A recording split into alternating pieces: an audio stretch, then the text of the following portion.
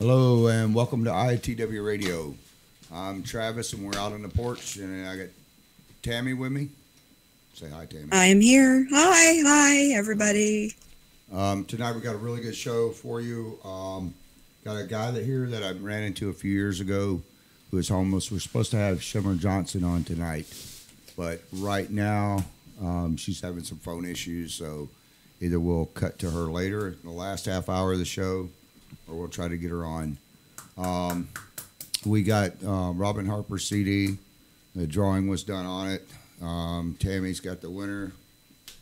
I do. And our winner is Billy and Judy Hunter Griffey. Okay. We'll be contacting them. All right. If they're not listening tonight. We got some bad storms rolling through today, so a lot of people have their internet knocked out. So if it gets knocked out, we'll have to pick it up later or just see you on Friday night. We got some sponsors of the show I want to announce first. Before we do that, there's a young lady that Tammy and I went to high school with, and her name is Sheila Brown. You guys need to say a prayer for her. Bring her picture up with her family. She's the one right there in the chair, and she has cancer, pretty much riddled through it. She's been going through chemo and everything else, and I know how that feels just getting through in my rounds of chemo. So if you guys can, say a prayer for her and her family. She's not doing too good these days. I hate to see it when people are like that. Half of my mic just went out. Okay, we got to get some problems set here. Like I said, we got some storms going through. Oh, nope. You almost had it. Okay, my headphones don't work. There it is.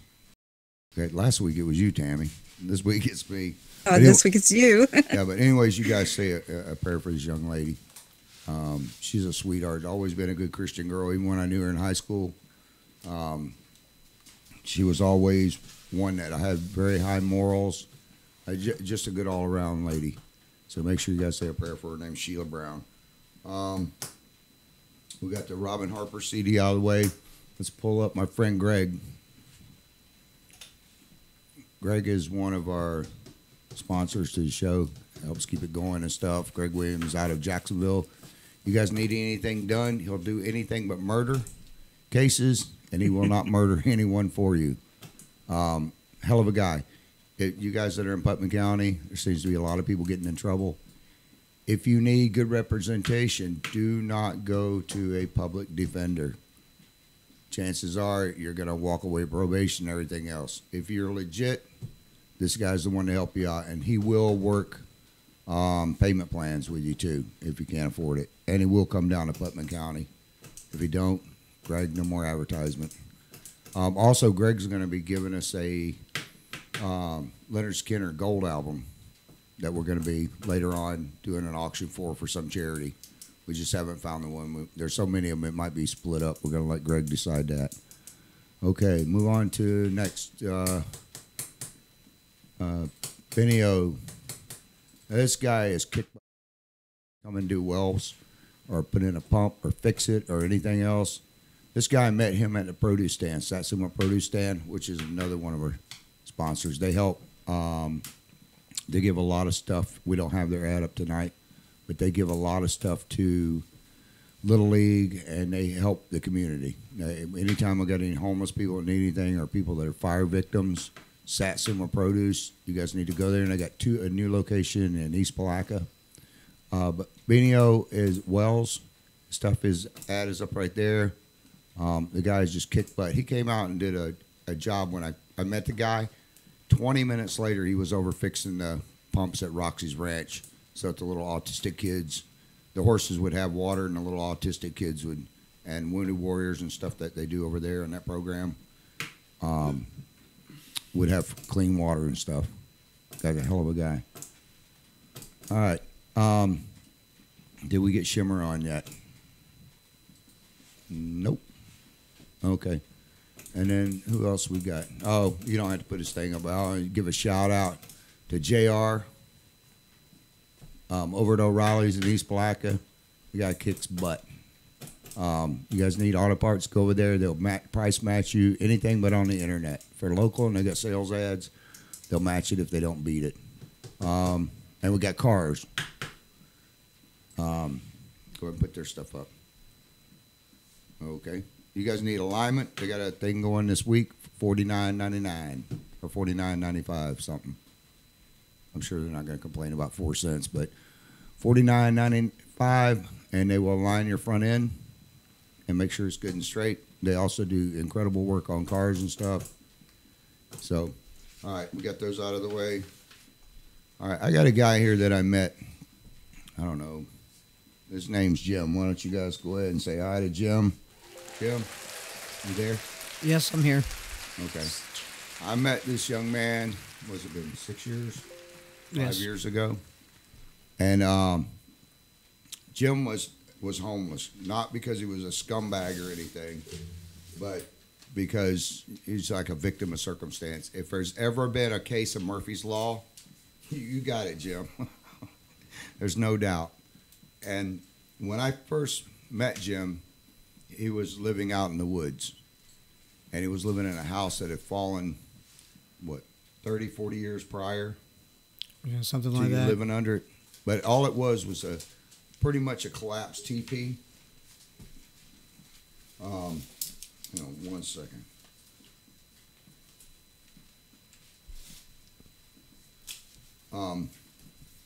Anyways, Jim had been out living in this house that had collapsed probably 30 to 50 years before he moved into it. And it was just a pitched house, just a roof with about cinder blocks about this high holding it up. And he was living under this thing on a mattress. And that was 5, 6 years ago now. Yes. I guess something like that. Yeah. But the reason Jim was out there, like I said, he wasn't a scumbag bucket or anything like that. And there isn't a given time that none of us, that we can't be homeless in a split second.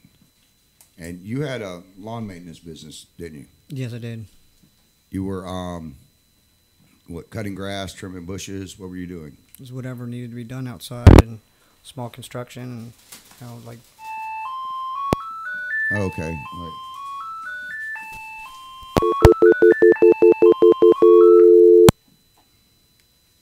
I guess that was Shimmer calling in. I'm not sure.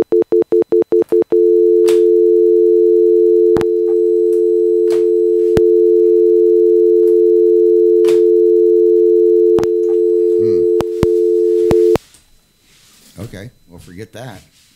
Like I said, all new equipment. Gremlins are getting us again this week. Yes. Anyways, you were living underneath that house. Now, how did you become homeless? I mean, you obviously had a problem with the lawnmower when you were doing your lawn maintenance.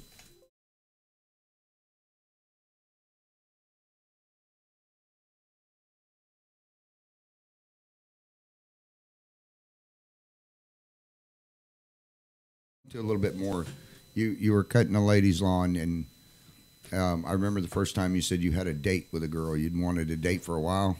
Yeah, it had been 2 years since I've been on any date or anything. And so you went to try to get your lawns done, and there was a brick or a rock or something in front of you? Yeah, broken pieces of cinder block. I had to move it in order to continue mowing on to where I needed to mow. Okay, so what happened? Well, I got off the mower and, put it into neutral and tried to move the blocks and stuff, and it just jumped up ahead and caught my foot and sucked me underneath and chopped my leg up. Foot. Yeah, you're not a very, very big man either. You're what, 5'1"? Yeah. Oh, and a half. You always That's make me right. say the half. Get that half in there. But so okay, you get off the lawnmower, and the lawnmower jumps into gear, and then it just mows you over. Yeah, it just catches my foot and sucks me up underneath, and it wraps me up underneath into the blades and cuts the bottom of my foot off and my whole calf out, and it just wrapped me up underneath there. And I was all alone. I had nobody else out there, so I had to get myself out from underneath it and tie myself in my tourniquets and call 911 and wait for help.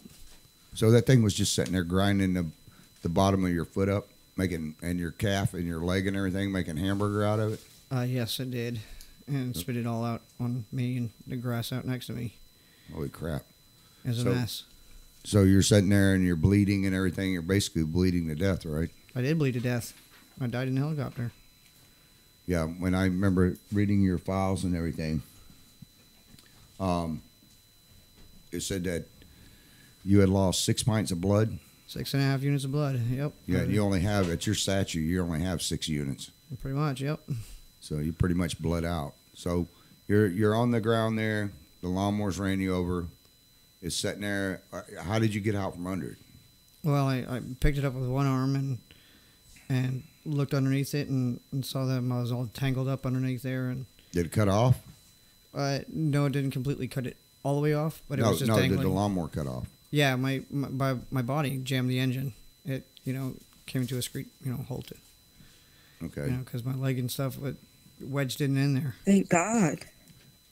Yeah, so you're sitting there and the whole bottom of your foot is gone, right? The glove part. So from my toes all the way to my heels. On the bottom of the foot, it would be like all this right here is all gone in here, but you still have the top half. So the whole glove, as they call it, is gone off the bottom of your foot. Yes. Now, how much of your calf muscle? 90% of it was gone. Holy crap. Yeah, it was not much left at all, just a little bit. Was there anybody around to give you any help or anything? No. Dad was mowing lawn next door, but he couldn't help me because he didn't hear me. He didn't hear anything. He didn't see me because there was a boat in the way. And there was nothing in between. And his lawnmower was going and yours going, and or you're sitting there screaming for help? Yeah.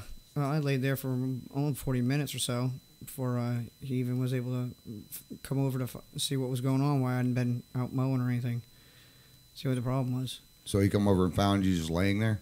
Yeah, I had my leg tied up and still hanging on the phone, trying to talk to the 911 operator, trying to stay conscious. Oh, so you're already on the phone with 911? Yeah, I'd been on the phone. I didn't want to let him go because at any given time I knew I was just bleeding out too fast. I'd just pass. What'd you use for a tourniquet on your leg? Well, I took my shirt off and I cut it up and then soaked it in some of the blood and then I tied it right in the spot where it was.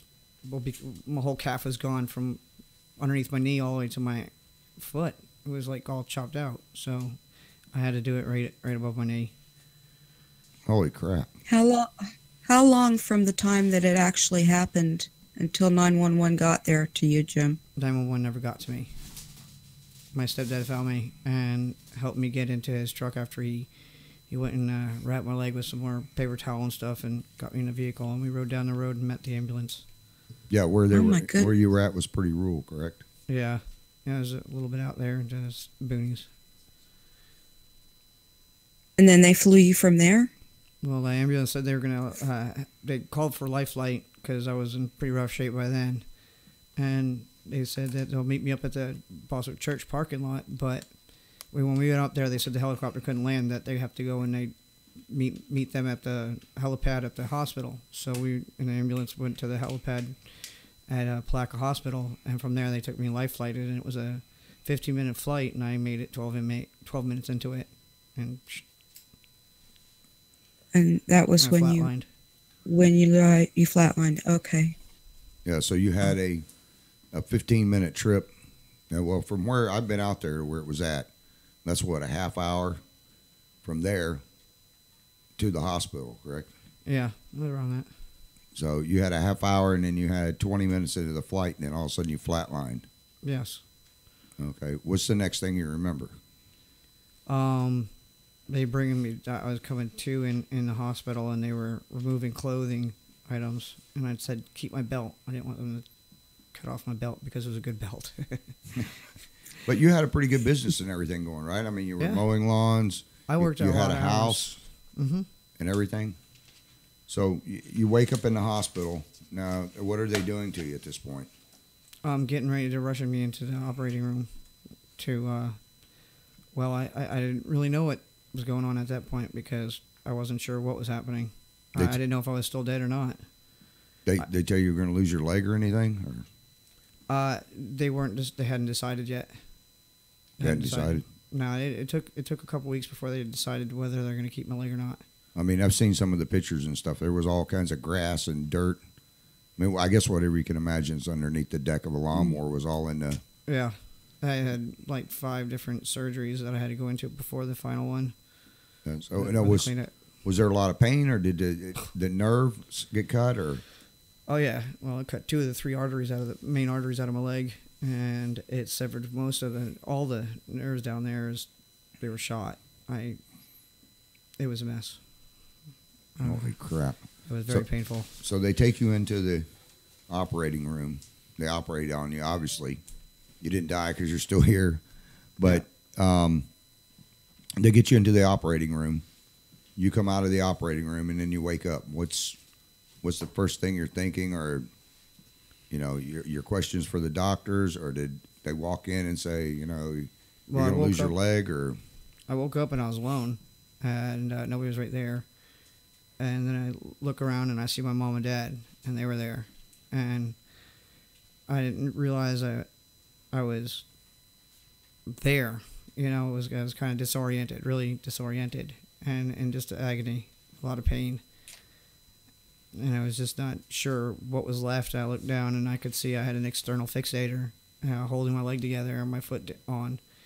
And these machines, sucking the stuff out of the juices out of that were from the holes. They had to patch it up with sponges and plastic wrap. It's like saran wrap. And it was a machine that, put it into containers instead of leaking it all over the bed, which was a lot of fluids. Because it would come into me and through the IVs and just run out my leg. Yeah, that's one of the main arteries going up to your heart. Yeah. Tammy could probably elaborate on that more, not medically. Yeah. Well, yeah. When you have a wound like that, naturally there's going to be fluids and drainage from the wound itself. Of course, it's going to drain out of there. It has to go somewhere. So, yeah, I can imagine you had lots of tubes and things coming out of that. Mm-hmm. So, on your calf muscle, did they take any skin off your butt, your back, to fix it? They took some skin off of my thigh, and they patched that up with a skin graft, which doesn't grow any hair on that part of my calf now. And they took a part of my other leg, and they made a flap to cover the bottom of my foot from my heel to my toes is all my thigh. It's the top layers of skin all the way through the fatty tissue and all the way to the membrane where the muscle would be. And they use that to patch up the other hole, big hole. So then they also cut a section off on the top of your thigh, correct? Yes. And then they took that piece and made it as a glove for the bottom of your foot. Yes. So they got the bottom of your foot, and I've seen this thing. I'm not going to show it on the air, and I told you before, it's nasty. And I'm not making fun of him, but it is graphic, and I'm not going to humiliate him or gross you guys out. But even as of right now, you have hair growing out the bottom of your foot, correct? I think I'm the only one in the world that does.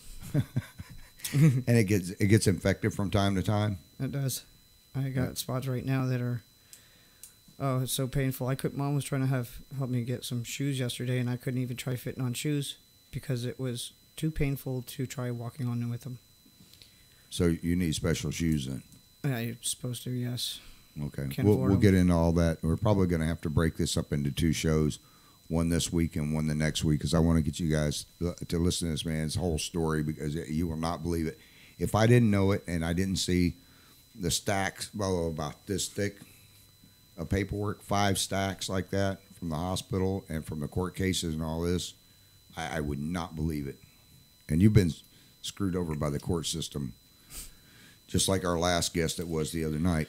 Terrible. But okay, so now you got this glove on your foot, this piece of thigh that's sewed on there, which is not the same texture of skin as what they call the glove. Like on your palm, it's hard, and on the bottom of your feet, Feels like the soft part of a horse's chin.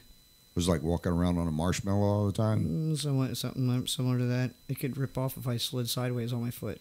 If I stood and slipped, it could rip it off. Yeah, I did read that in the doctor's reports, where they were talking about it being 2 different textures of epidermis or skin, and they told you to be careful until they can figure out a solution for it. Because if you slide sideways, you guys imagine just stepping on a loaf of wet bread and then sliding your foot sideways and it tearing off. That's what's happening along the edge of his foot right here, where the glove and the top of his foot meet and the bottom of it. When he walks, it slides like this. Squishes. So it tears on him. And it still tears after what? How many years ago was that when you... 10 this year. 10 years ago when you got in the accident. Okay. Yep. So now you're in the hospital and they've got the skin sewed on. What happens next? They send you physical therapy, kick you out? What do they do? kicked me out of the hospital. Well, they don't kick me out. They sent me to a rehabilitation nursing home where I was to recover. And I spent, 4, 5, 6 months, 4 months, 5 months, I think. Anyway, I spent quite a while there, and the funding ran out, and they sent me home, but I was not in any way, shape, or form to go home because I couldn't walk, I couldn't do anything. I had just 2 days prior, they gave me a pair of crutches, and I got a crash course on crutches. And I was sent home to fend for myself, by myself, with no help or any assistance. Okay, and there was one nurse lady that was trying to help you out, correct? Stephanie Short, yes. She went out of her way to help you out, I remember. Yes, she brought me to her house and took care of me because I couldn't do it at my home. And she was one of my CNAs. God bless her, and she, wonderful lady. So now you go back home, but you've been in the hospital and out of commission for roughly 8 months, correct? Yes. 7, 8 months? Yes, something like that. Okay, so you get home. You haven't been able to pay any bills because you haven't been working. You've been up in the hospital. So then what happens? I know, but I want you to tell them. Well, they start to foreclose on my home. They tell me that I need to pay it up, or I'm gonna lose my house. And I had no way of doing that. I had no income, and I fought for disability, but I hadn't received it. Yeah. Now that was when, excuse me, you got involved with Corrine Brown, and you were writing her letters, and your mom was writing her letters, and you're asking her for help because they're denying you on your Social Security. Yes, correct. And your other benefits, they weren't giving you anything. Nothing. I didn't even have physical therapy. I had to do everything on my own. Okay. And then I've read the paperwork, and Corrine Brown, every month your mother was writing her stuff. What was that, 5 years? Oh, yeah. Anyway. 6 years, something Yes. like that. And every month she was sending, or every other month, she was sending a letter back saying she was working on it. But after 5 or 7 years, nothing ever happened. And this time you're... Nothing. So in this time that she's doing that, and there's a lot in between we're going to get into in just a second about you in the house and all this stuff. But during now, this, to clarify, this is the same Corrine Brown that is now in prison for her embezzlement of the money, correct? Yes, same one. you know Okay. about that, right? Yes. Okay. I Which didn't know. think I is don't know good. how out of the loop you are. I haven't talked to you. You know, I've talked to you a few times on the phone, but I really have only seen you once since I had a heart attack last year. I've been out of kind of commission. Well, I don't have TV, but I try to keep up on some news. Okay. So you get out of the hospital, and now all of a sudden the sheriff's department shows up and said, you know, we don't have a choice. We feel bad for you, but we've got to boot you out because you're being evicted, or we're foreclosing on. They've already foreclosed on your house. Yeah, they gave me a no trespassing if I get caught trespassing on the property, my own property that I worked hard for, I get arrested. So I had to move out with nothing. And you didn't owe that much on the house, did you? No, not really. It was almost paid off. It was pretty close. Yeah, I was getting there. Okay. I mean, How long had you lived in the house, Jim? About 7 years. 7 years, okay. So the bank wouldn't work with you or anything, or Nope. no? But you told them what was going on, correct? They knew exactly what was going on. They were very What clear bank on was it. that? Do you remember? I can't remember it off the top of my head. I'll have to think about that one for a minute. Okay, that's all right. So then you go across the street, and you didn't have any place else to go. Well, I went in the woods kind of next to my house. There was a wooded area that in between houses that is pretty good area.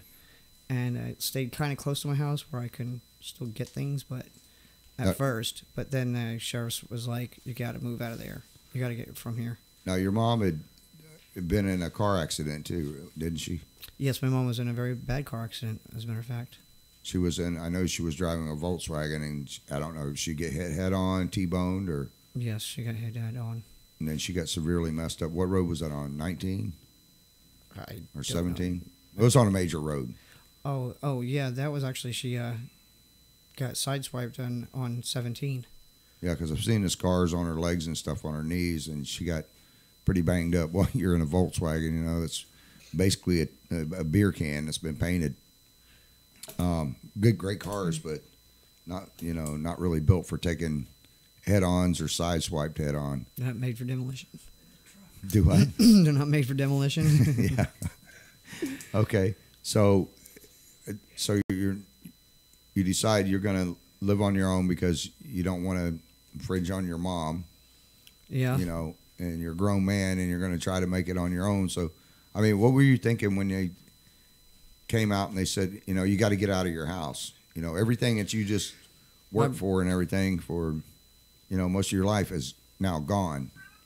I broke down. I don't know what to think. I kind of went numb and just kind of packed up a couple tools and little few items that I knew I could use to survive out in the woods, and moved to another area that had fresh flowing water from a well. It was the only thing I could think of is I need water, so I have to be Y water, and it has to be fresh, clean water.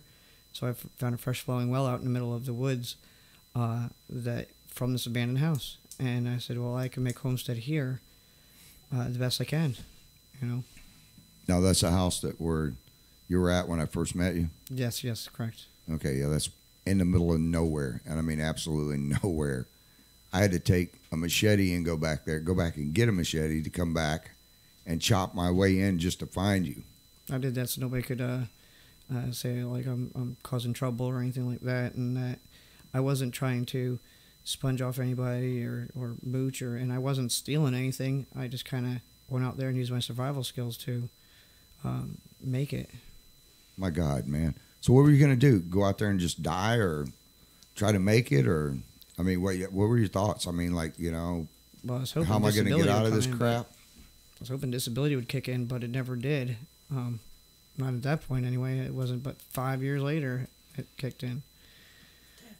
10 years actually. Yeah, from the time I had the accident, I just got it. Yeah, we'll get into that in a little bit, probably next show. So okay, so man, that's crazy. So you're out there. Did you have? Go ahead, Tammy. I'm sorry. Did you have prior survival skills, or did you teach yourself, or how did you know to do the things that you did to stay out there, Jim?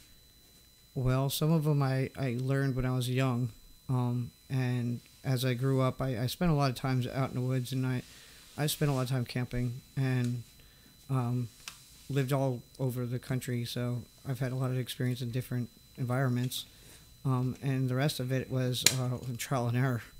It was simply trial and error. And okay.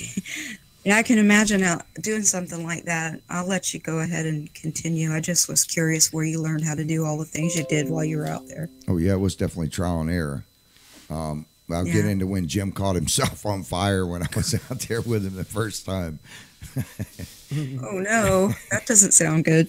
No, he had made a makeshift stove, and he was showing me how he was trying to light it and stuff, and all of a sudden I look down, and his pants leg is on fire, and this thing goes and it blew up right in my face and stuff, and he goes, oops. I'm still trying to learn. That was crazy, man. Gosh. Like, what in the hell have I got myself into here? So you're out in the woods, and before all that happened, your mom had come over and talked to me, and I had a boat at a marina, was down there working on it, and I'd had this boat in paper for sale. It was a sailboat that I had restored, a '67 Catalina or O'Day. 67 O'Day, and I had it completely restored, and I put it in there for sale, and she knew that I had been writing for a couple of different papers, and I had my own thing going on the internet and stuff, and she came over and had talked to me and said she was looking for a place for her son, that you wouldn't come home because you didn't want to impose on her because she had had a wreck, and she was looking for a place to put you up in. And then she started telling me your story, and that's where I got involved in locating you at the woods. When she gave me directions, she said, well, it's out here. You go out, and it's like one out of one of my Bubba books. Go out here to the stump. You'll see 4 or 5 cows. Make a right there. Go down by the tree stumps, just past the clearing, and walk in. I'm like, what the hell? I'm not going to do this without a machete. So, anyways, I remember the day that I come back there and found you in there, and I told Jim's mom I would go out there and meet him, and then, you know, if everything that I found was legitimate, then I would just go ahead and give him the boat. I wasn't even going to charge him for it. I don't want to see anybody homeless, but after I first met you, I realized that there's no way you could step up the companionway and get down into the cockpit and stuff. You couldn't even get into the cockpit where you steer the boat at, let alone go walk down into the galley and the living quarters on it. I was like, I don't think that's going to work. So, anyways, I came out there to check on you, and I walked back there, and the first time I walked back there, I was yelling for you, and you were hiding. So why were you hiding? I mean, you just didn't want people finding you, or? But yeah, I didn't want to get in trouble for anything. I was on probation, but yeah, that wasn't even your house. No, it wasn't even my property or anything like that. I didn't want to get in trouble for trespassing or anything like that. Yep. You know, I had to kind of find a place that I could hide out. There was nobody around, and there was nothing around, but still, you know, somebody seen me post up camp there, likely to get in trouble. You know, try not to get in trouble. Just trying to survive and live, you know, until the next best thing. Well, let me paint this picture for you guys. When I pulled off the side of the road out in the middle of nowhere, literally past the 4 cows, the open field, and the tree stump, and walked back in there, the first thing I see is a couple pairs of jeans hanging across some branches, a tarp. Well, it wasn't even really a tarp. It was kind of like a makeshift lean-to. It was a trampoline mattress thing. That was it was the trampoline part that you bounce on. Yeah, and that was up there, which is not very waterproof. No. So then I'm yelling for him, hey, Jim, where you at? You around here? Your mom sent me out here. And all of a sudden, this pitched house, I'm not kidding you, the roof was like this, part of it's down like this, a chimney is sticking up, and out of a opening about 3.5 feet, and then there was planks coming out all over the place. Out of this opening crawls this little guy right here, and he's like, oh yeah, how you doing? I'm like, holy crap, you're living under that thing, you're not afraid? He's like, no, I've got it set up in there, I've got it braced up under there. Which eventually I did crawl under there, and he did have it set up with cans that he was using as warmers. I mean, at this time it's pretty cold, and we don't get very cold in Florida, but this happened to be one of the years that it was in the 30s for more than 30-something days. Normally we have, 18 to 30 days that's in the 30s. We were hitting 19s and 20s, and he's got these makeshift sterno cans sitting there. And he's living back. I had to crawl, and like I say, he's only 5'1.5". Get to half in there.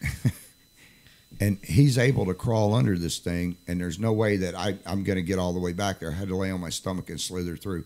These planks and boards that I had to go across were rotted, and it looked like a cellar underneath that. So if you fell through, you were getting damaged. I mean, there's nails sticking up everywhere.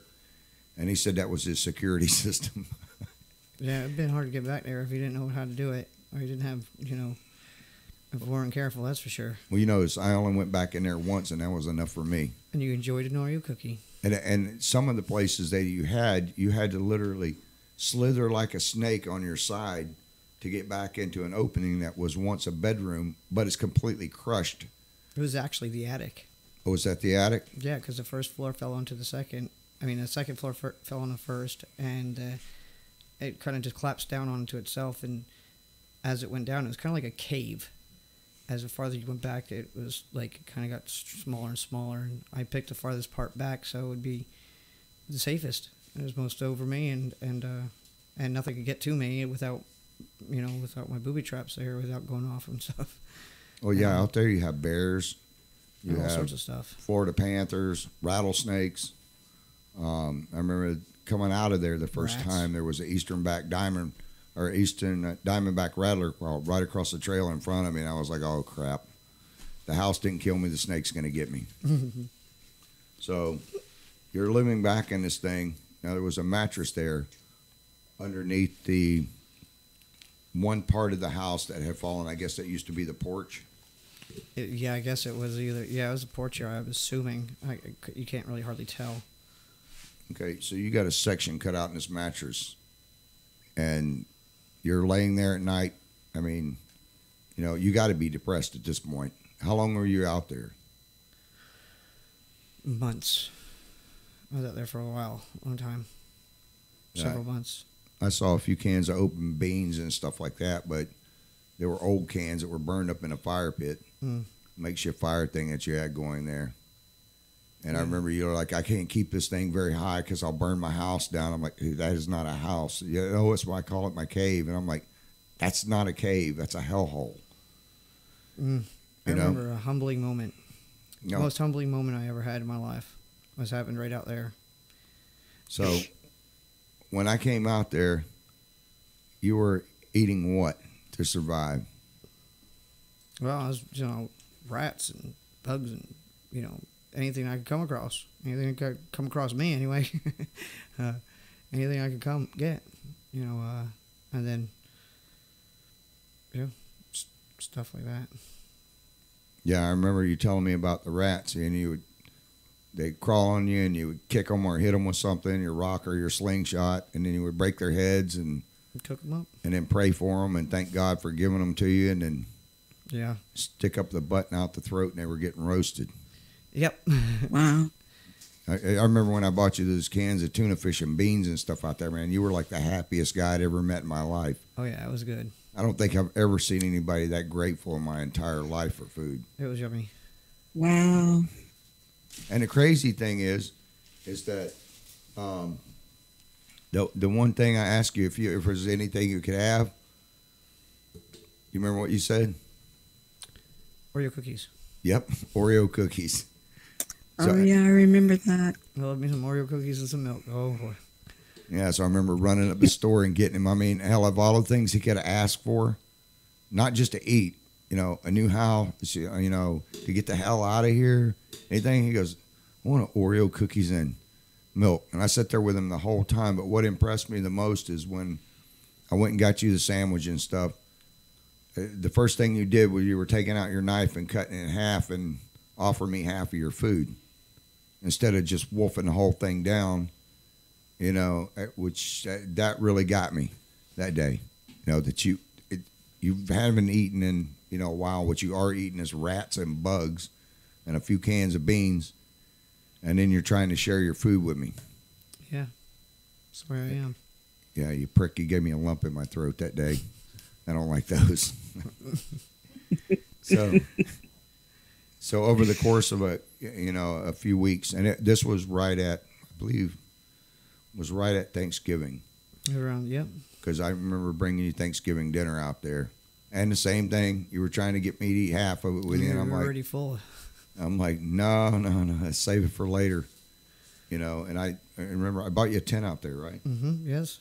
Yeah. Thomas gave me that tent. Thomas and Amanda. Yep, that's right. Thomas and Amanda. They donated it to you.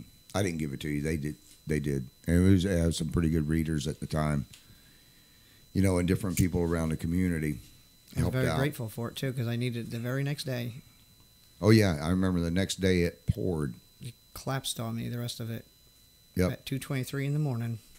Yep. And just as you got the tent, you had just given me a watch, too. And that day when I got that watch, I was able to tell the time. And I looked at my watch when it collapsed down and trapped me in there until daylight. I couldn't get out of it. Was that right before you got the tent? Well, I had just gotten the tent, but I hadn't set it up yet, and it was Thanksgiving morning. It was that morning when we had them bad storms, and it blew the rest of the house down around me and trapped me in there. I couldn't get out of there. I was stuck. And the next morning when I got out, when it was daylight enough, I could, see enough to find it light so I could follow the light out. I did, and I never went back in there. It's too scary. Yeah, I remember getting there about 9 o'clock in the morning, and I was yelling for you because I saw the house had collapsed, and I thought for sure you were dead. And then he about gave me a freaking heart attack. It's probably why I got heart issues now. Because oh my gosh, that's amazing that you weren't hurt. Yes, Tammy, I'm sitting there yelling for him and trying to pull boards out and everything else, freaking out, thinking, that this poor bastard's crushed to death under this thing, and I'm trying to get back there, and then I hear, hey, like that, and it was faint, and I'm like, oh shit, he's still alive. I'm trying to get in there. I'm trying to pull boards out. I'm hustling as fast as I can, and he's standing right behind me. He walked up behind me, and I'm like, oh my gosh, what are you doing? Hang on, I'm not sure how to answer this. Oh, I guess I don't have to. I'm freaking out because he's behind me, and I was ready to choke him at that time. And I was like, what the hell, man? Don't freak me out like that. And he goes, what? I just went back there to go to the bathroom. I almost beat him with that bag of food. I had cans and everything else. Yeah. I mean, God was watching over you that night, Jim. Oh, yes, he was. After he showed me where they collapsed, I mean, he had enough room, a foot on each side of you? No, it closed out my entrance. I had to actually dig through the roof in order to get out. I had to dig a hole through the roof in order to get out. I was completely trapped in there. With your hands? Yeah, and little pieces of wood and stuff that were inside there in the dark. Oh, my land. Because I could see where it was light, but I couldn't get to it, and so I just, had to dig my way out, literally. I had built where the chimney had fallen, there was a bunch of bricks, so I had lined up bricks on either side, so it made like a little trench-like thing. And when the house started to collapse and I realized that's what was happening, I rolled myself into it, and so when everything fell down on it, I wouldn't get crushed. But I had my wood stove thing that was next to me, and that was glowing cherry red, and I'm thinking, if I ain't going to get crushed, I'm going to get burned to death. Oh, my gosh. And because that was my heater, I had the heat going, burning, the house around me. Literally. Wow. Yeah, when I went up there, Tammy, he showed me where he had crawled out. I mean, thankfully he's a small guy because those trusses are only 24 inches wide, Right. And the place he had to crawl out of, I guess, what did you do? You took those little sticks and you were banging up on the roof, top of it? Yeah. I mean, how long did you do that before you were able to get out of there? Well, the whole night I just sat in there after it never really stopped collapsing until like almost daybreak when the storm stopped, slowed down. But because I was just kind of stuck. I didn't know. I couldn't get out I couldn't get out. If I tried to get out, I would have gotten hurt much worse. And as is, it was, pretty bad. I was wet. I was cold. All my supports were taken away. All my covering was taken away. So it was freezing out, and it was pouring rain, and I was just kind of in there, scared, miserable. And then when daylight came, I could see that I could get through the roof in a spot. I just started, pounding my way through it and ripping the boards out and getting through the shingles and pull myself out through that. I mean, part of it was rotten, but not rotten where you'd think it'd be easy. It wasn't easy. Oh, yeah, those old houses are built in that wood's, petrified, not like the garbage we have going on today with OSB and stuff. That was solid 5/8 plywood on there, plus 3 layers of asbestos shingles where they kept roofing over it. When I remember talking to you, you said that you had started about 5:30, 6 o'clock. It was like around 9:30 or 10 when I got there. I was trying to make it there by lunch. Yeah. And I hadn't been out of there very long when you showed up. I got out and I was using the bathroom and scoping out another place to set up camp.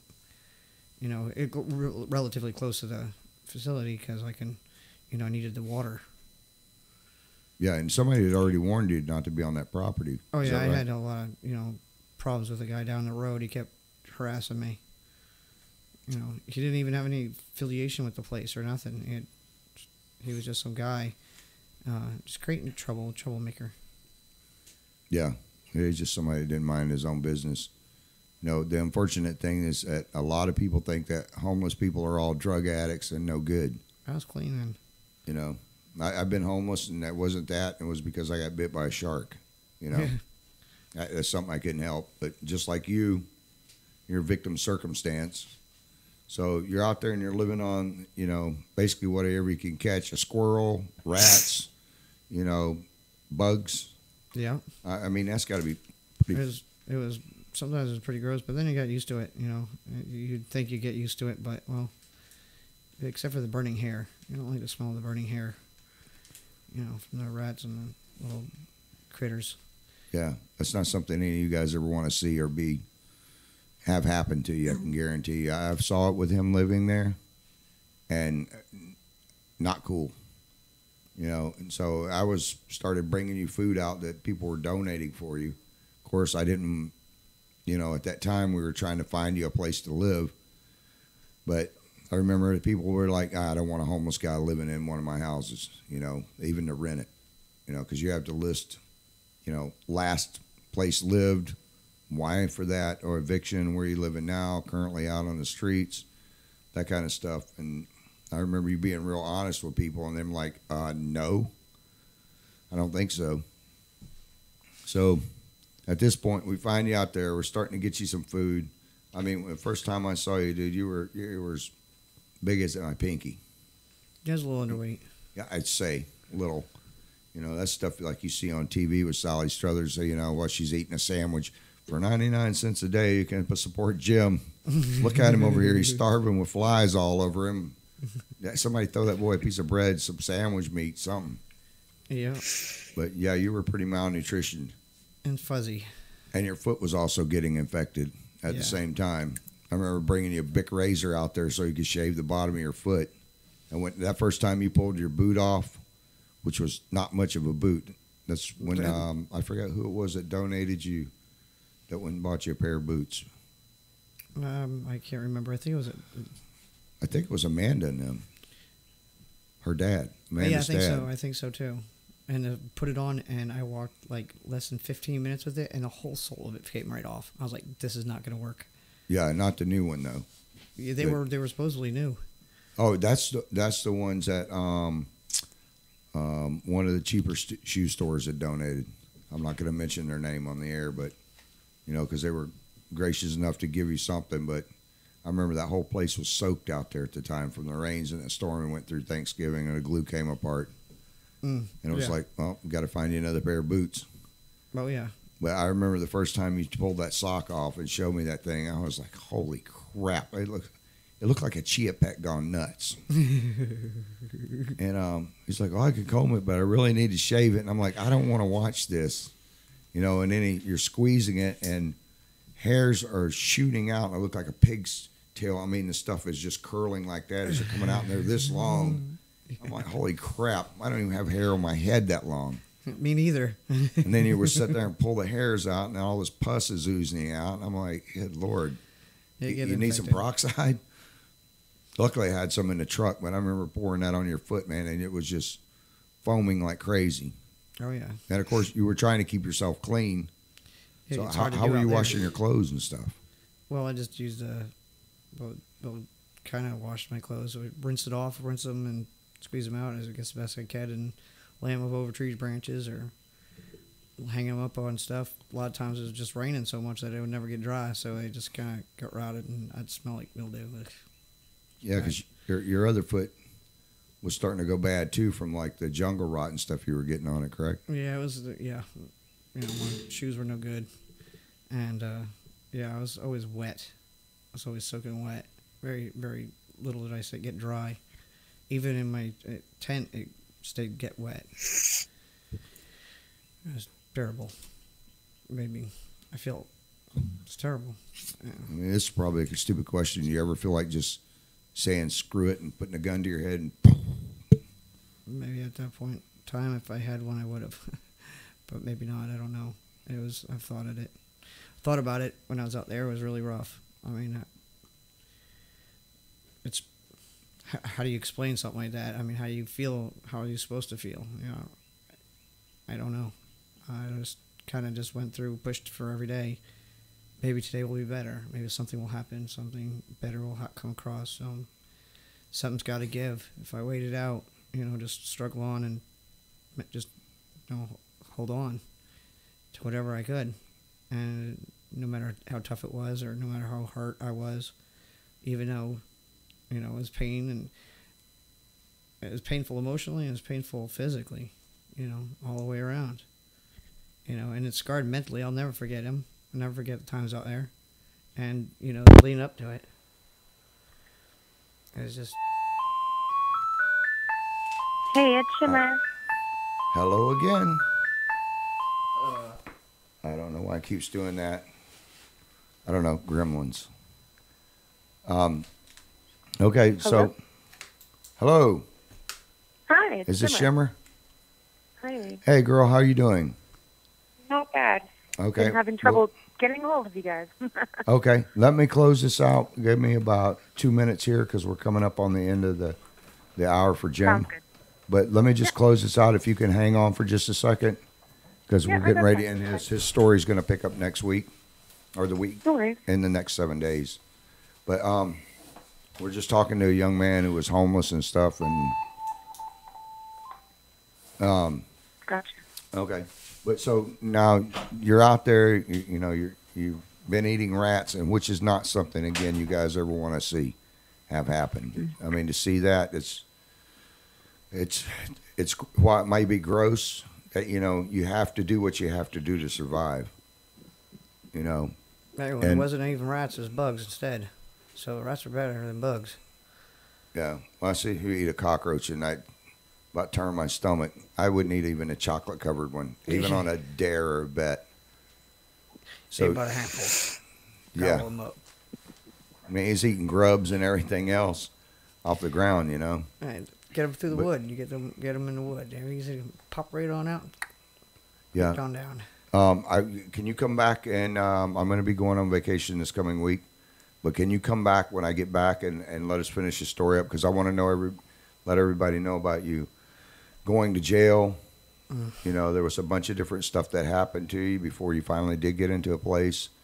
And by the way, we're going to be setting up a GoFundMe account, or Jim is. Tammy's got to teach him how to do it. I do not know how to do it. I'm computer and phone illiterate. I want my old flip phone back. But he got robbed. He's in his house trying to protect himself. And a couple comes in and tries to rob him. In his own house, he tries to protect himself, and he goes to jail even when there was witnesses there. And then it just, you think it can't get any worse, it does. So, but we're going to get into that later. Jim, I want to thank you for coming having on the me. air and sharing your story with us and with our listeners. And what we're going to do is pick this up in another week.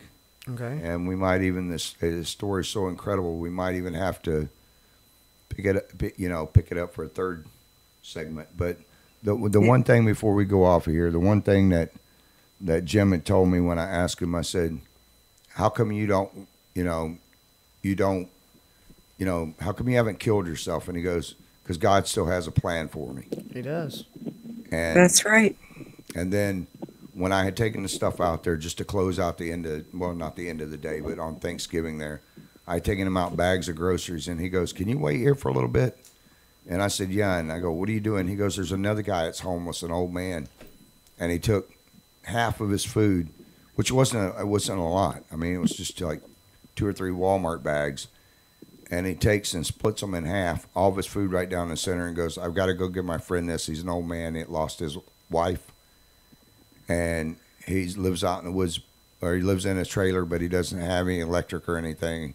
And I don't want him to go hungry on Thanksgiving Day. So, buddy, I take my hat off to you, and I appreciate you coming on. Well, thank you. And we'll talk to you. Absolutely. We'll talk to you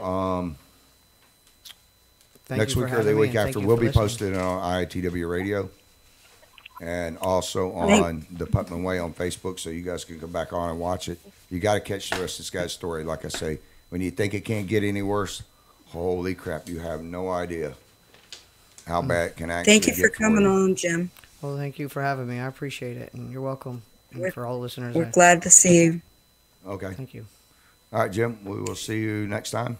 Alrighty. Appreciate you coming in the studio. No problem. Shimmer. Hey, how are you? Hey, we have a young lady on the phone with us tonight. She's having some phone issues, and we couldn't get her on Discord, so we've got her on the phone finally. How you doing, Hi, sweetheart? Hi. How are you doing, kiddo? I'm good. You're good. Up in Canada, and it's really hot and nice out today. So. Hot in Canada. What is hot in Canada? In the 40s? In Fahrenheit, it'd probably be about 65 or 70. 65. Oh my. 65 or 70. In Edmonton, anyway. I'm at 65 or 70 because Yeah, it's about At 20 degrees Celsius out, so that's hot for us. at 60 degrees, Shimmer, I am bundled up like an Eskimo. And not because I'm old, because I've been in Florida all my life. I'm looking at I'm in short shorts right now. I'm not. So. If it was 60 degrees in Florida right now, I mean, it's, what do we got on our thing up there? Yeah, you guys got the humidity though out there as well. Where here it's just dry. I would rather be in 150 degree weather than in 65 degree weather. He's serious too. Yeah, Tammy's known me since middle school. Yeah, I like the Vegas area because it's dry and hot and really hot. I don't mind that weather. What part of Canada are you in? Alberta, Edmonton. Alberta? It's beautiful up there. You used to go up there and go hunting not too far from there. So we're looking at, we have your picture up here on the page. You're a very pretty young lady. Thank you. Tell us some stuff about yourself. I'm a singer-songwriter. I do most of my collaboration with my husband, Corey, and we write music. We have a full recording studio here in Edmonton, as well as a full production studio as well. So pretty much I could jump and go on tour at any point in time because I have all the gear for it because that's what my company does. And that's pretty much what we do. I go back and forth from LA, and I'm currently writing with Billboard writers in LA. So I did write one song last year with the gentleman that wrote Martika's song Toy Soldier back in the 80s. So we wrote one song together, and it's getting a few offers. So I'm just hoping that something happens with that song in the next year here. And I've been working with Big Crest Flores, and he's worked with people like Rihanna and all that. So I'm pretty much going back and forth from LA all the time, collaborating and networking as much as I can because my entertainment lawyer is actually in LA. So you had I travel there a lot. There's not much in Edmonton, so. You had 3 singles come out that were out last year, correct? Yeah, I released 3 independently myself. Pride was the first one I released, and currently on Spotify it has almost over 200,000 hits. And I released Getaway, which is kind of like my suicide prevention type song, and that has over 100,000 hits on Spotify. And I also have I released In a Box, which was from my country pop album from 2016-ish. But I released it just because it was just one song that I really loved, and I wanted to see how it would do. And it's got about 32,000 hits, which is pretty awesome. So I see that you performed out in L.A. and stuff. You performed out at the L.A. Music Conference? Yeah, I don't do per se too much performing in LA right now. I pretty much go down there to network, and then I do most of my performing here in Alberta. Okay. I opened up for Glass Tiger last September, and this September I'll be opening up for Loverboy, which is gonna be fun. Loverboy. Oh, wow. I thought those guys had turned into dust by now. You what? I thought they had turned into dust by now. I know. I do this 80s show every year in Fort McMurray, Alberta. It's called That 80s Show, pretty much. And they have me usually do an hour cover set of 80s songs. So I'll go up there and I'll sing Kate Bush, and I'll sing some Madonna and just the crazy 80s, do my hair crazy. And yeah, and sing an 80s set, and I open up for usually some 80s band that Trevor finds. And then it's pretty awesome. That sounds like a lot of fun. Yeah, it's a lot of fun. And what's nice is they have like a best dress thing there, so everybody's dressed in 80s. So it's a full feel for an 80s thing. It's a lot of fun. I do it every year. We would fit right in. I still wear clothes from the 80s. I still have Reeboks. Yeah. I just don't have the long hair anymore. Where everybody. I always, yeah. I always pick really bizarre songs. So I'll do like Kate Bush and really bizarre 80s songs, like electronic type 80s songs. And then I'll, just something bizarre, but not exactly what the band is going to be. They also have a 90s night the night before the 80s night, so I might go up and do some 90s stuff as well. Do some Alanis Morissette and all that other craziness.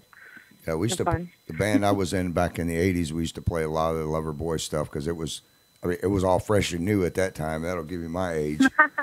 But, yeah, for sure. Now their hair's turning gray and mine's starting to turn loose. So I'm the same age. But no, I love the band. I'm not going to sit there and knock them. I love the old 80s stuff. No, I was a teenager in the 90s, so the 90s is my jam. But 80s is fun to sing. I was like really young in the 80s. So you're performing at places now. I mean, you're writing a lot of stuff. I'm sitting here looking at your bios and stuff. Incredible the amount of stuff that you've done. Well, I've had one song. I did a collaboration with a gentleman online, and we wrote this. He writes really cheesy 80s type instrumental type music. There's nothing cheesy about the 80s. Melody over top of it. Yeah, totally. And so I wrote this really cheesy melody over top of it. Oh, it was cheesy. It was bad. I even sang it not even great, just for the fun of it. And and he sent it into Saturday Night Live, and they used it on one of their 80s skits for like 30 seconds. I got like a $5 check. It was awesome. American or Canadian? You don't get paid very much, but whatever. It was used in a goofy skit, and that was funny. So. They send you the check in American or Canadian currency? I go with ASCAP because I have the lovely dual citizenship thing. My dad's American, my mom's Canadian, so I use ASCAP because I have a social security number. Yeah, we always have. I love Canada. I've got some good friends. Murray Buck, shout out to Murray, lives up there and stuff. Yeah. And I'm always telling them that the reason we have so many kids in our communities is because their Canadian quarters messed up all of our condom machines. So when I was looking, when I got your bio before, you were at 190,000 people on Spotify. So you've topped that by. Yeah, I'm just over 203,000 now. So. Holy cow, girl! Wow, that's awesome. And on my Facebook, I think I have 90,000 followers. So I'm not doing too bad, but just because I released all this stuff independently, right? I have no label or anything like that. My entertainment lawyer right now is looking to find me a label that's interested in releasing my album Pride. Like, it's done and it's just being mastered right now, so it's ready to go. I have 11 songs to release, the 3 that I released last year, plus, an additional 8 more. So yeah, with that kind of following, it shouldn't be long before you'll never talk to us again. Don't forget about your old buddies here, Travis and Tammy, when you get there. We do play your music. You have a lot of people that are following you as well on our station and stuff. I mean, you're making it into the top 10 every week. So you're doing really good. How long did it take you to get the 200-something thousand people on there? I released it in October of last year, and it's June now, so it took about 5 months.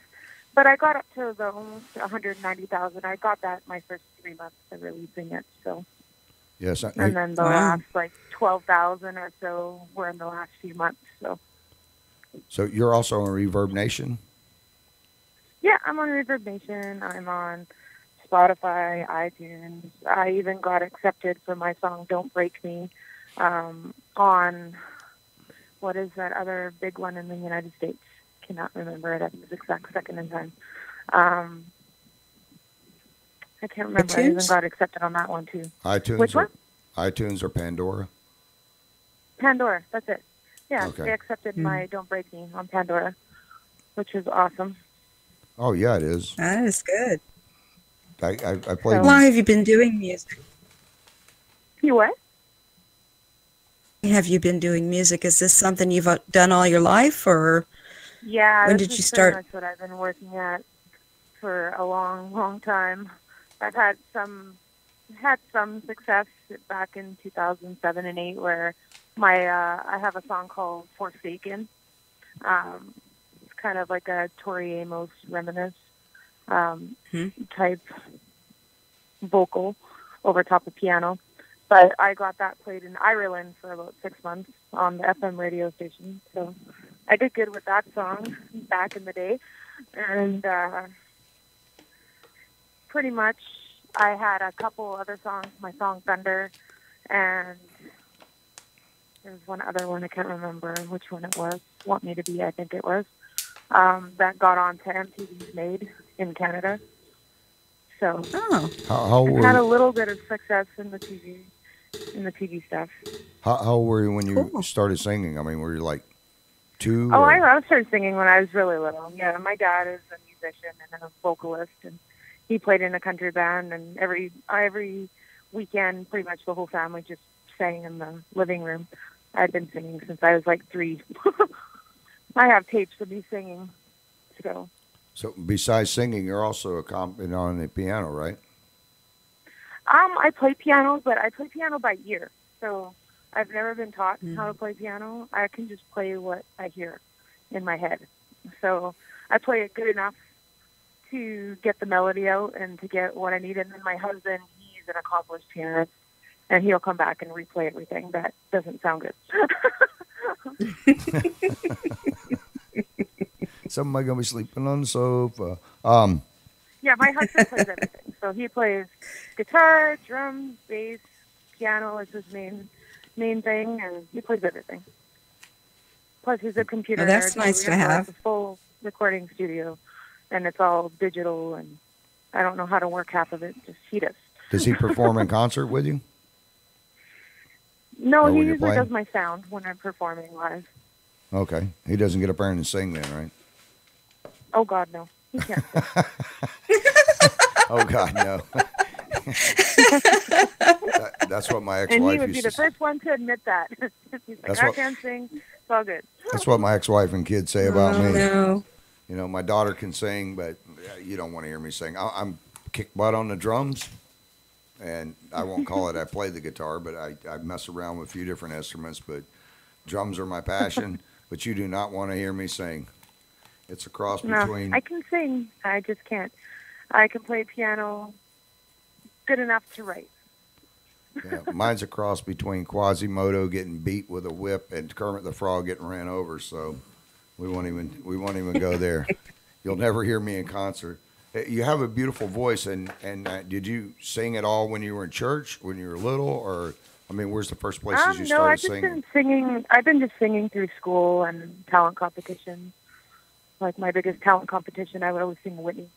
I'd win all the time, singing "I Will Always Love You" and "Run to You." I used to sing those when I was like 12, 13 in competition. And then I moved to Missouri, where my dad lives. He's very Southern. He talks like this. "How's my baby girl?" My dad's very Southern. I was going to say and, you don't have the Canadian accent. Oh, yeah, no. I grew up in Canada with my mom. My mom and my dad separated when I was about 3, 4, and my mom moved back to Canada. So, yeah. I keep waiting for you to say And, about so I can catch that accent, but you... I don't, all of us Canadians don't say about all the time. Just once in a while. Yeah, my friends that live up there, they're always like, a boat? And I'm like, oh, what? Not a boat? Yeah, that's Or- for if you're on the East Coast. If you're on the East Coast, then you'll get the boot thing. But I'm on the West Coast. So We don't talk like that here. I'm sure Murray and them's listening. We actually tease the East Coast people in Canada. Murray's probably. But he's a Southern transplant, though. Yeah, he's probably. You what? Murray's a Southern transplant. He was from Florida originally, moved up there, but his wife is from Canada, from what I understand. Yes. So he's probably going to be burning my Facebook up with all kinds of stuff. Yeah, the biggest thing is when I go to the United States, everybody will always comes to me and goes, "So you're in Canada? So you speak French?" I'm like, "No, I don't speak French." So are you going to be doing any touring in the States here? Eventually, I'm hoping. Like right now, I'm just searching for a label that would be interested in taking on my entire album, right? Because once I have label interest, right, then I'll be able to have the money to do the touring and to go from there, right? The way you're going, I don't know that a record label is going to do a whole lot more for you. I mean, in 5 months, you got over 200,000 people on there. I mean, yeah, I know. It's not too bad. Yeah, I don't know. My entertainment lawyer wants to find a label, and he wants to try it that way first, and then if he can't find a label of interest, then we're probably just going to release it independently in the next month or so here. So. Yeah, you might be better off doing that because, I'm an old man. I've been around for a long time, and it's very seldom do you see where somebody has 200,000 people following on one song in 5 months. I mean, just a single. I mean, you usually get that out of an album after they've been played on the radio for, 100 years. It's true. I mean, I don't know. I went to school for marketing and stuff, so I'm always online, just marketing my music whenever and wherever I can, right? So. Yeah, well, that's one of the reasons that we put you up here and play your music on the radio. Like, we're not charging you anything to play your music. The only thing we want to do is, it's for young artists like yourself and performers, is to help get you guys out into the public. And we have a very large audience.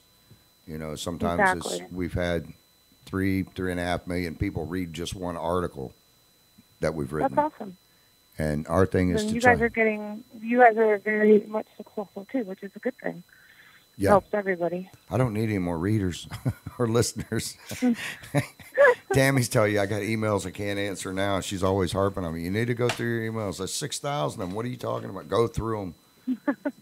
You have to go through them. It's part of the marketing. Yes, absolutely. He knows better.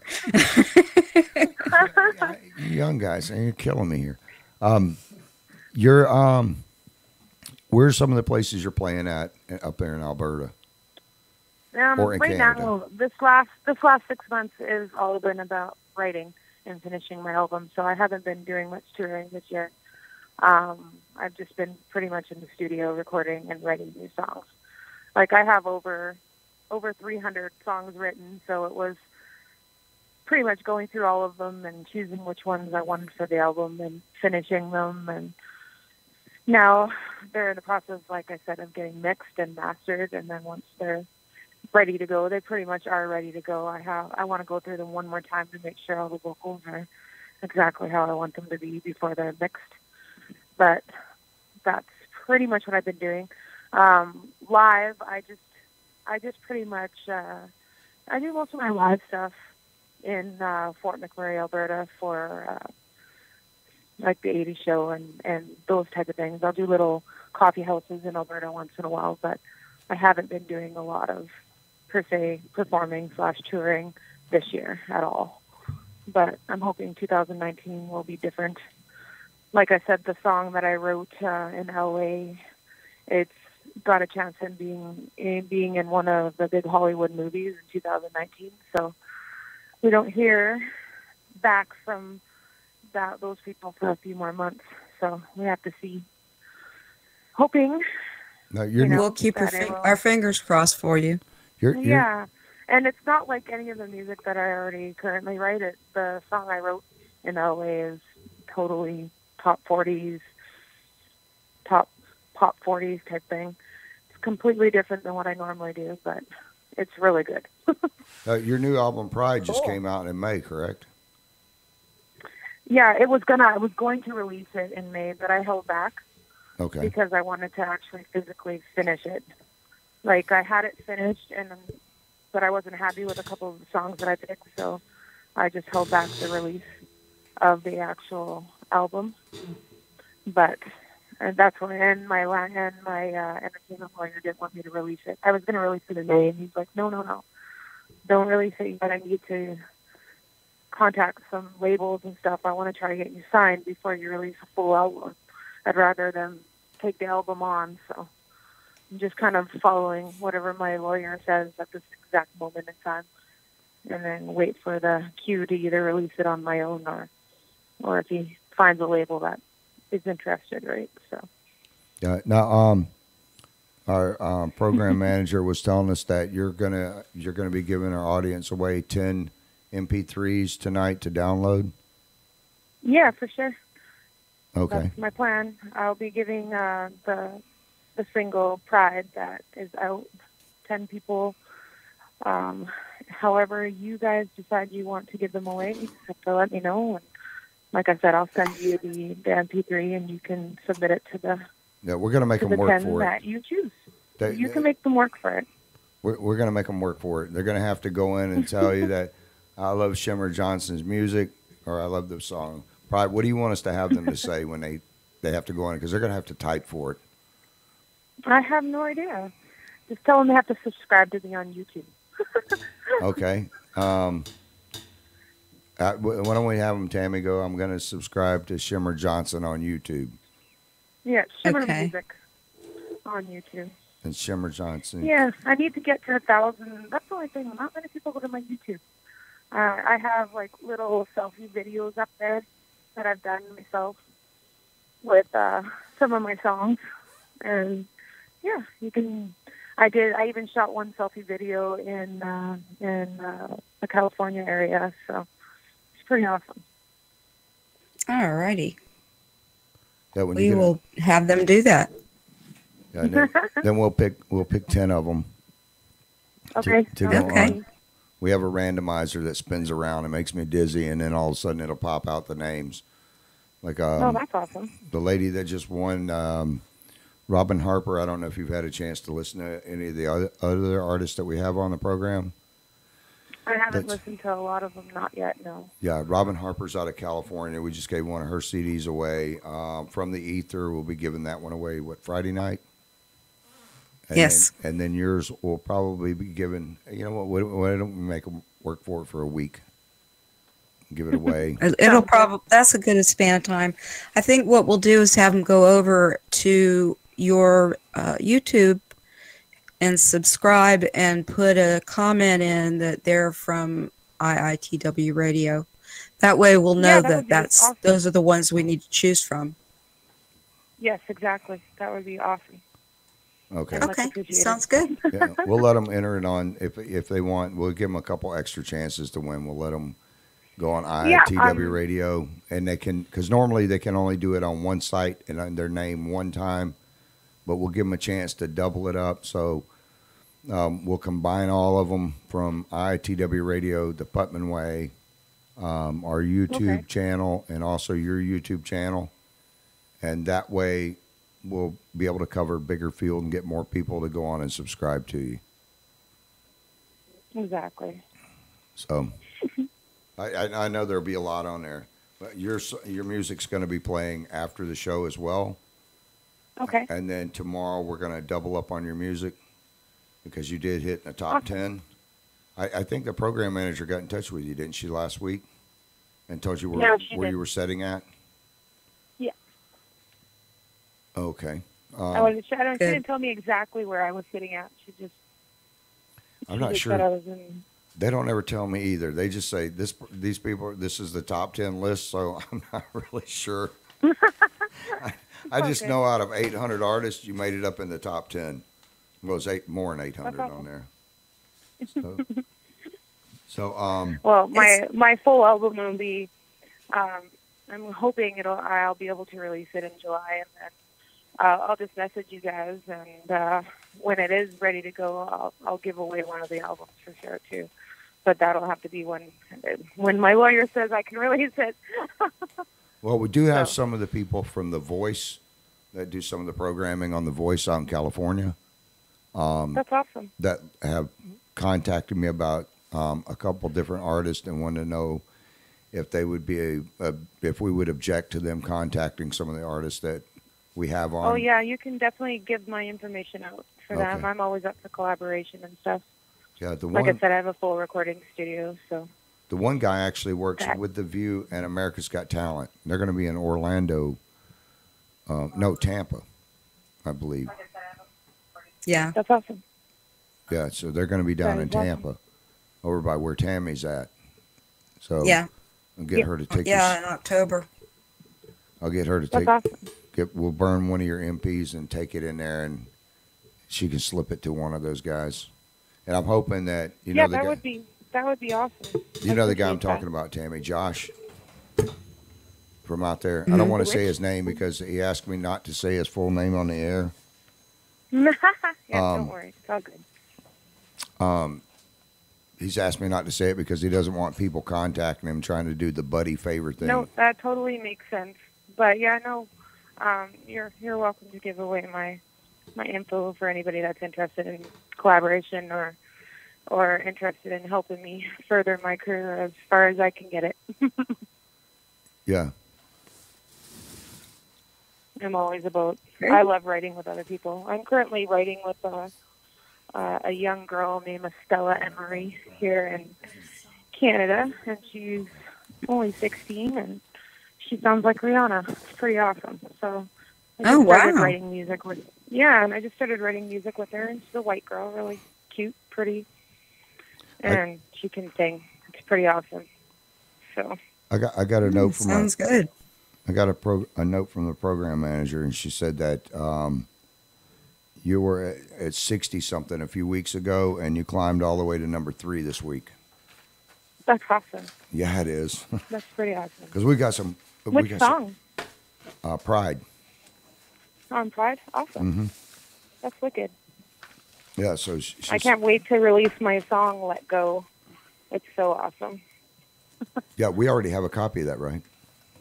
Yeah, I sent it to you. Okay.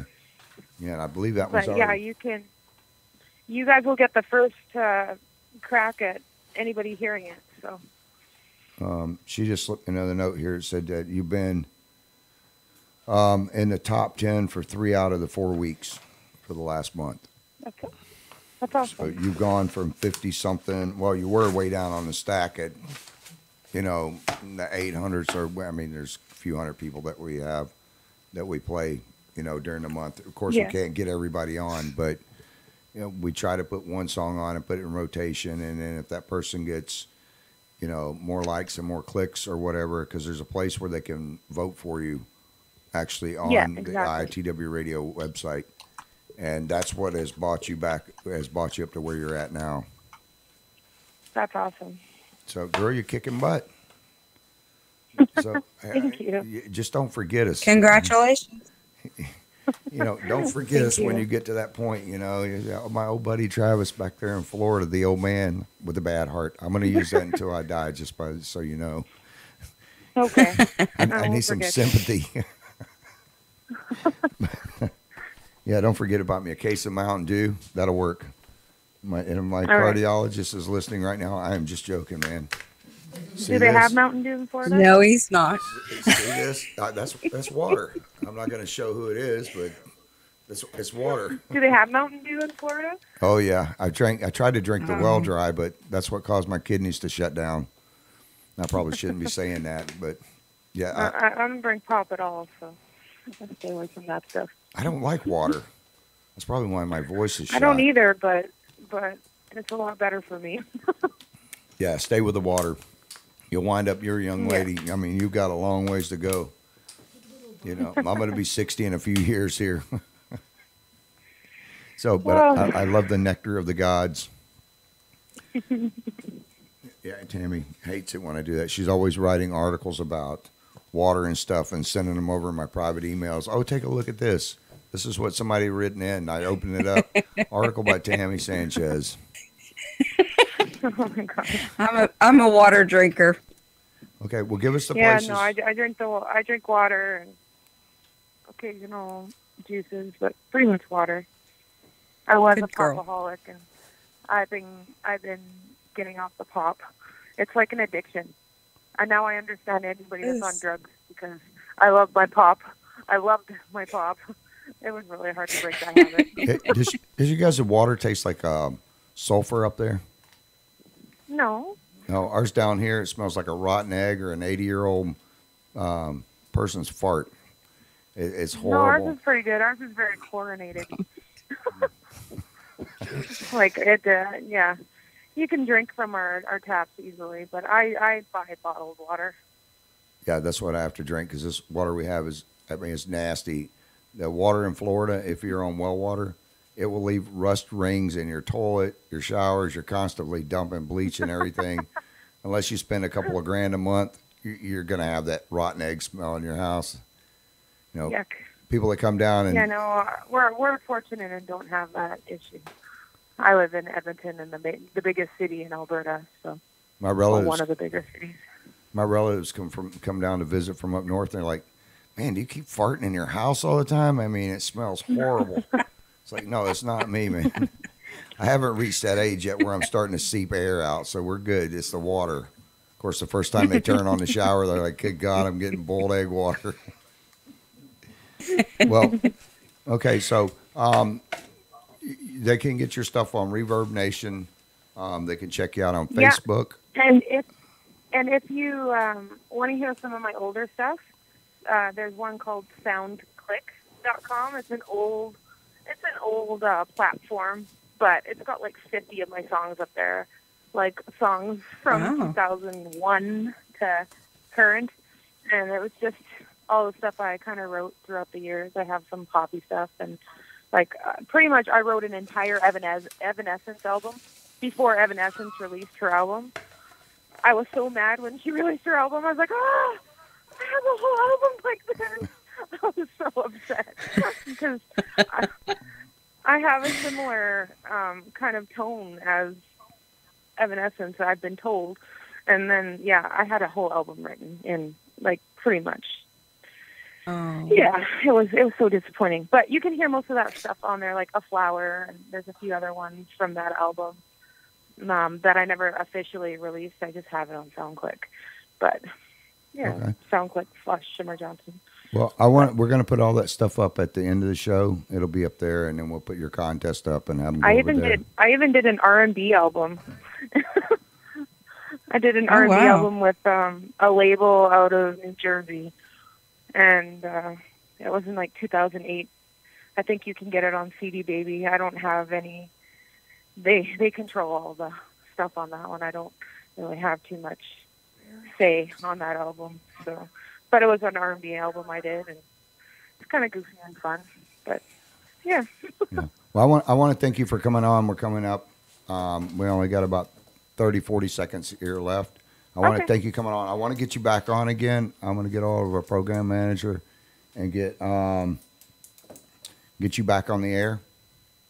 Yeah, I'll let you know when Thank the you, album Shimmer. is ready to go. Thank you so much. You guys have a good day. Okay, and that's Shimmer You Johnson, too. It's guys. nice talking to you. Make sure you check her It was out nice on talking to you YouTube, guys, too. Facebook. Thank you so much for coming on, lady. Thank you, my dear. All right, you have a good evening. You too. Okay, bye-bye. Bye.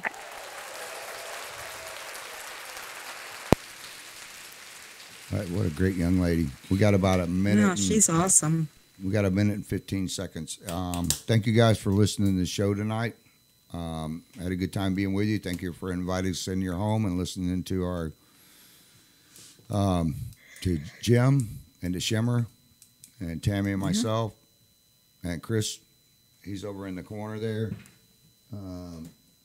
Say hi, Chris. All right, anything you got to say, Tammy? Check us out on Twitter. Absolutely. As always, check us out on the Putnam Way on Facebook and IITW Radio. Thank you for listening and watching us tonight. We love you guys. Yeah, and you guys make sure you stay tuned next week because we've got some good groups coming up. Let me find my paper before I lose it. We got an interview with Carol Crittenden coming up on Monday night, and Sounds of Amani coming up on Wednesday night. And then Awesome. hopefully Friday, unless there's some glitches, we'll be back with you at 7:30 to 9. Thank you guys very much for coming on. And we'll hopefully see you on Friday night. If not, on Monday night, God willing, the creek don't rise and the government don't get me first. All right. Good evening. Thanks for joining us. Good night.